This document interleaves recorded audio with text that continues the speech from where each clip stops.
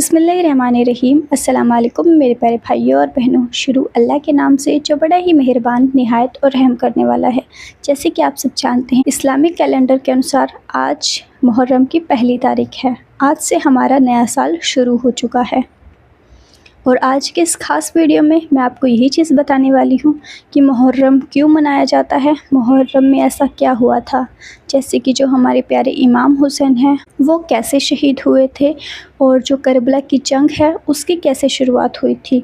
तो उम्मीद करती हूँ प्लीज़ मेरे साथ एंड तक बने रहिएगा। चैनल पर नए हो तो प्लीज़ सब्सक्राइब ज़रूर कर लीजिएगा। जैसे कि आप सब जानते हैं, हमारे प्यारे नबी हुजूर सल्लल्लाहु अलैहि वसल्लम अल्लाह के सच्चे और आखिरी पैगंबर हैं और हमारे प्यारे नबी की एक बेटी है फ़ातिमा, जिनका निकाह हज़रत अबू तालिब के बेटे हज़रत अली के साथ हुआ है और इस शादी से उनके दो बेटे थे, एक हज़रत इमाम हसन, दूसरे हज़रत इमाम हुसैन। जैसे कि हज़रत इमाम हसन हज़रत अली के बड़े बेटे थे और आगे चलकर वो ही इस्लाम का अगला खलीफा बनने वाले थे। लेकिन उस वक्त सीरिया के गवर्नर माविया ने हज़रत अली के खिलाफ बगावत कर दी थी और इसका नतीजा यही हुआ कि हज़रत अली के बाद माविया ही इस्लाम का अगला खलीफा बन गया और दूसरी तरफ ही इमाम हसन को भी एक साजिश के तहत जहर देकर शहीद कर दिया गया। कहते हैं झूठ, फरेब, लालच और धोखे से सत्ता हासिल करने वालों ने यहीं से करबला की बुनियाद रख दी थी। और इसमें एक और शख्स है जिसका नाम यजीद है।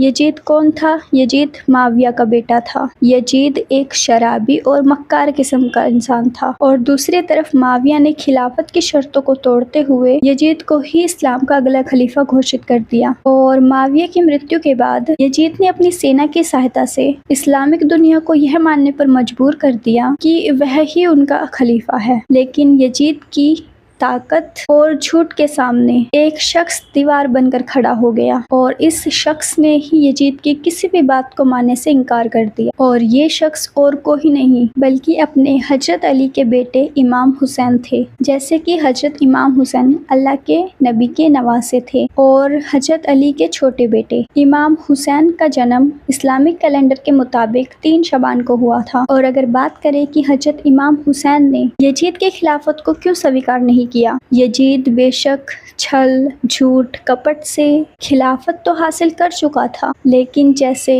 हजरत इमाम हुसैन अल्लाह के नबी के नवासे थे, इसीलिए यजीद के लिए ये बहुत ज़रूरी था कि हजरत इमाम हुसैन भी यजीद की सत्ता पर अपनी मोहर लगाएं। अगर इमाम हुसैन यजीद की सत्ता को स्वीकार कर लेते तो उनके साथ साथ पूरा इस्लामी जगत यजीद की सत्ता को इस्लाम की सत्ता समझकर स्वीकार कर लेता और यजीद को अपनी आवाम पर हुकूमत की रजामंदी भी मिल जाती और इस्लाम हमेशा के लिए एक शैतानी कानून बनकर रह जाता। मगर इमाम हुसैन इस बात को बखूबी अच्छी तरह से जानते थे और इसी वजह से उन्होंने यजीद की सत्ता को स्वीकार करने से इनकार कर दिया। मगर इसके बाद यजीद ने हर तमाम कोशिश से इमाम हुसैन को उसकी सत्ता स्वीकार करने के लिए दबाव डाला, उन्हें कत्ल तक करने की धमकियां दे दी। लेकिन हजरत इमाम हुसैन अपने फैसले पर अड़ल रहे और यजीद को तमाम प्रयास करने के बाद ये समझ में आ गया कि हजरत इमाम हुसैन उनकी सत्ता को कभी स्वीकार नहीं करेंगे और उसके चलते ही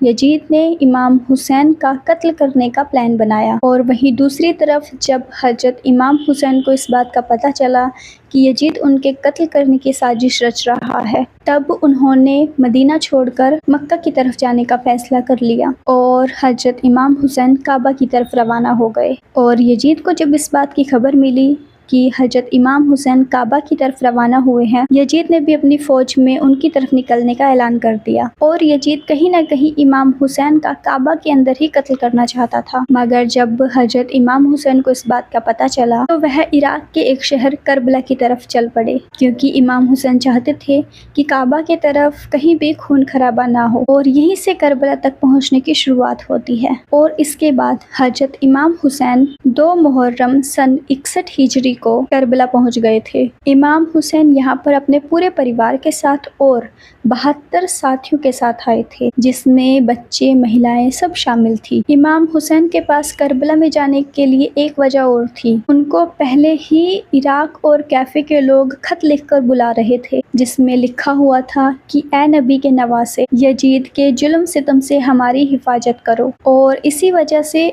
हजरत इमाम हुसैन करबला पहुंचे थे और वहां पहुंचकर उन्होंने कुछ ज़मीन खरीदे और अपने खेमे लगा लिए। इमाम हुसैन को लगता था कि उनको करबला के लोगों का समर्थन मिलेगा, लेकिन ऐसा नहीं हुआ, क्योंकि यजीद के डर से वहाँ के लोग उनसे मिलने तक नहीं आए। और करबला के इस वाक़ये को जंग कहना भी सही नहीं रहेगा, क्योंकि जंग तो हमेशा दोनों तरफ से होती है। और जैसे कि इमाम हुसैन तो केवल अपने 72 साथियों के साथ करबला पहुँचे थे, उनका मकसद कोई जंग करना नहीं था। मगर दूसरी तरफ यजीद ने अपनी 1 लाख से ज़्यादा सेना को करबला की तरफ रवाना कर दिया था। यजीद का सिर्फ एक ही मकसद था कि हजरत इमाम हुसैन को ज़िंदगी का डर दिखाकर उनसे अपनी सत्ता पर हुकूमत पाना। मगर इसके बाद यजीद ने जंग के नियम कानून सबकी हद पार कर दी। महिलाओं, मासूम बच्चों पर हमला किया और तो और मासूमों को पानी तक ना पीने दिया। यजीद ने इमाम हुसैन के साथियों पर 6 मुहर्रम को पानी बंद करवा दिया था और इमाम हुसैन के छोटे छोटे बच्चे 3 दिन तक भूखे प्यासे तड़पते रहे, लेकिन यजीद को उन पर जरा भी तरस न आया। और इमाम हुसैन का 6 महीने का छोटा सा बच्चा अली असगर